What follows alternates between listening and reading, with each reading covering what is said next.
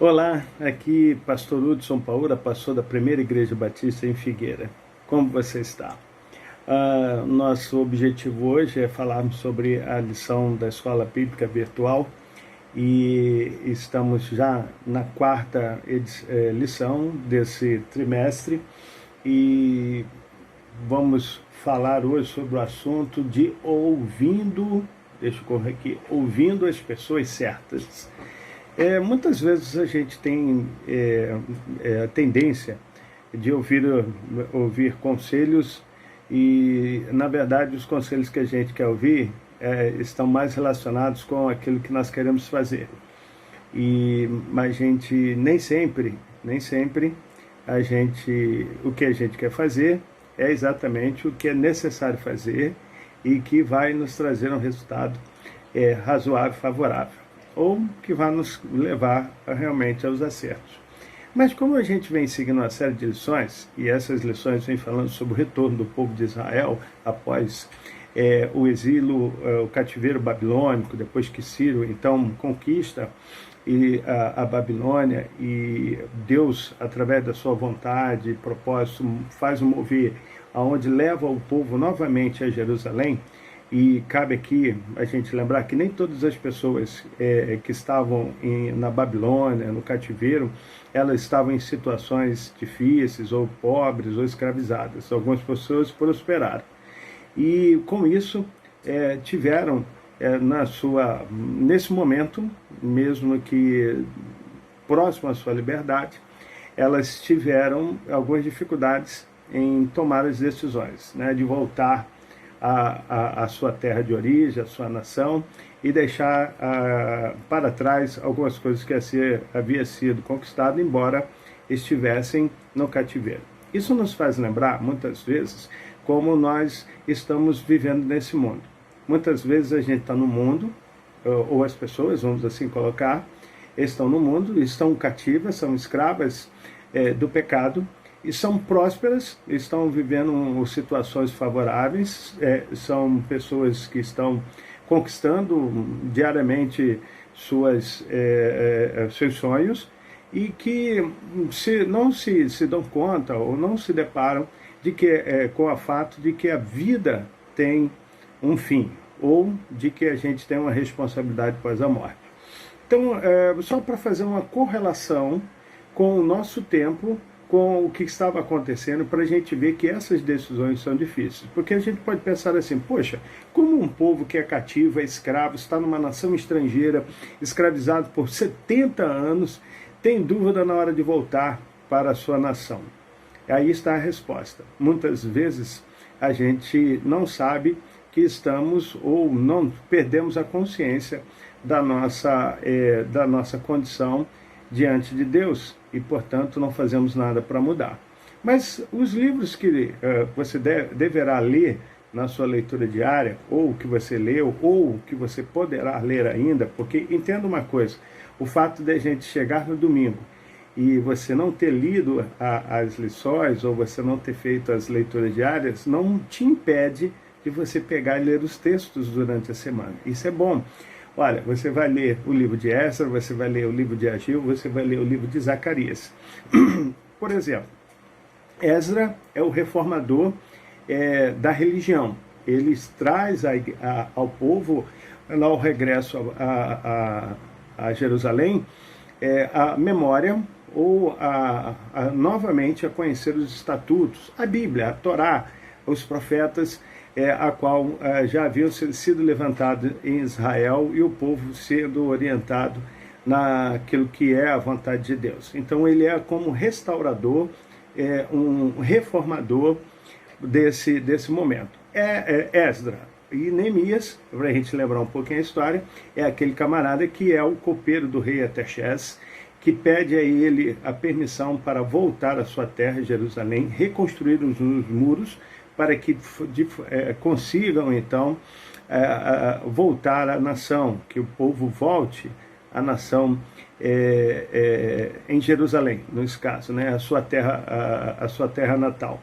A gente sabe que esse momento foi um momento muito legal, porque eles conseguiram em torno de 52 a 56 dias, me falha a memória, mas é 50 e alguma coisa, a reconstrução dos muros. Então vamos lá. Qual é a finalidade da lição de hoje? A finalidade da lição de hoje é nos mostrar de que num tempo difícil, lembrando que a gente está vivendo um tempo difícil, um tempo de pandemia, um tempo de incertezas, a quem nós devemos escutar? O autor dessa lição é o pastor Pedro Elísio.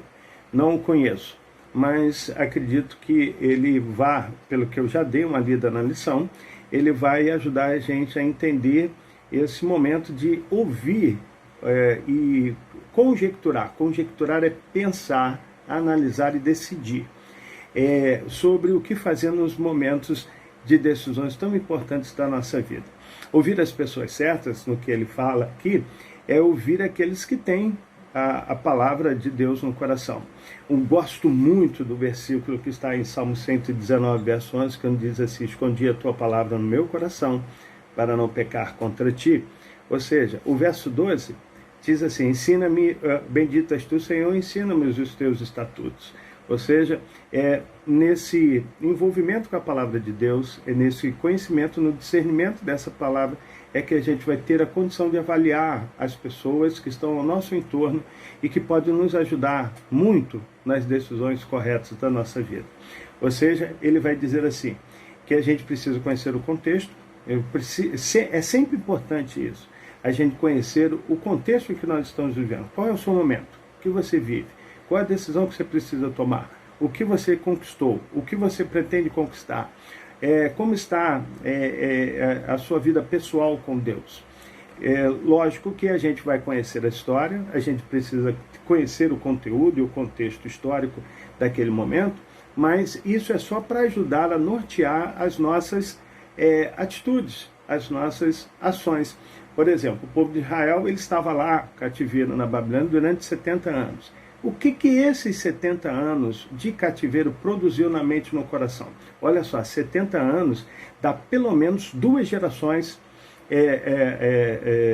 na família, né? Imagine você, e para algumas famílias pode ser até 3 gerações, porque se a gente dividir no número 70 anos em 3, você terá em média cada pessoa em torno de 22, 23 anos. Dá para gerar pessoas, né? Poderemos gerar o pai, o filho e o neto. Ou, né,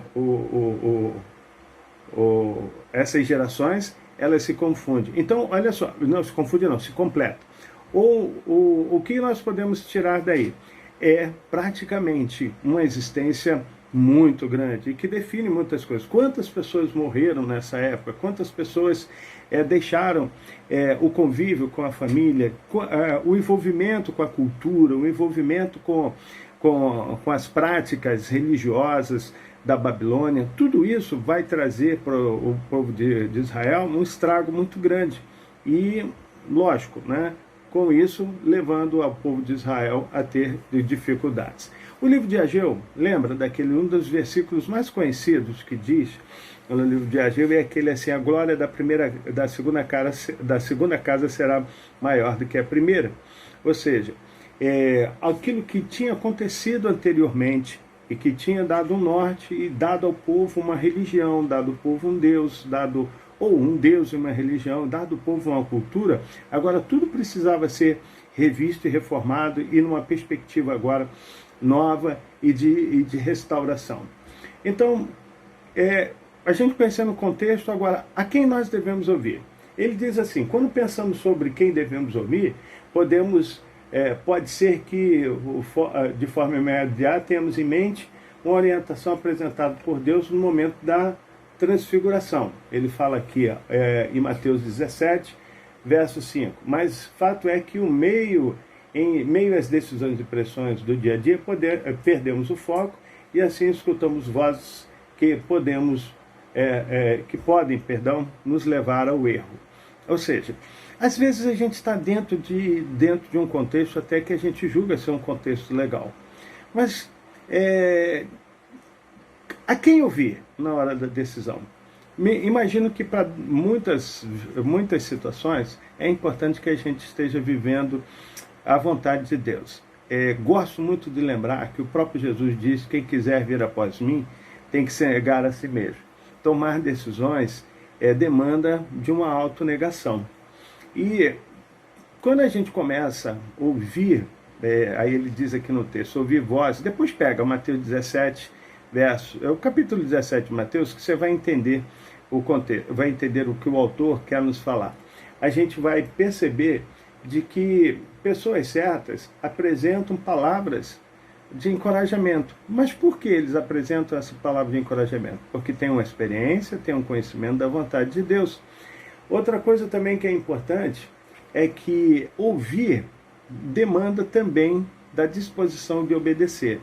Muitas vezes a gente ouve a coisa certa, a gente ouve as pessoas certas, mas a gente não está disposto a obedecer.